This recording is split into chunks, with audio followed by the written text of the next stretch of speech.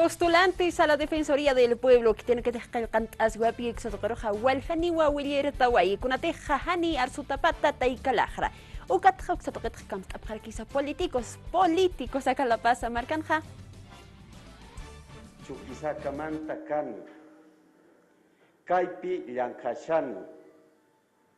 Ari, compañero, Ñoca Sutini, Gonzalo Basientos Alvarado, Alin Puncha y Tukun Cancunapa. Amtañani, Ley General de Derechos y Políticas Lingüística 269, Absuayata 2012 Marana, Ucacamalchirjamaja Churasiwayuaquim Samara, funcionarios públicos Irnaquerinaka y Atecapjañapataki Malajra originario Parlaña, Ucapachaja Tucusjiwa Agosto Paxina Pasirimara, Ucamaraquiu Taika Camachinja, artículo 234 Calcatán Jasiwa, funcionario público Sañani, Gobierno Central, Gobernación, Alcaldía, instituciones públicas Tocanacan Irnacañataqueja, Yatiña Paua Parlaña Palajra Uñtata Bolivia Marcana, Ucatau acá Machaca Chislawina Canja, Machaca Defensor del Pueblo, Contralor General Chislaña Taqueja, Maitata Postulantes Marcachirenacaru Yatip Jañapa Parlaña Malajra originario, Sasau Caranchahuay Senador Milton Barón, Comisión de Constitución Irpiri. Pero cosa distinta es para aquellos que vienen postulándose a cargos públicos desde el 2 de agosto del 2015.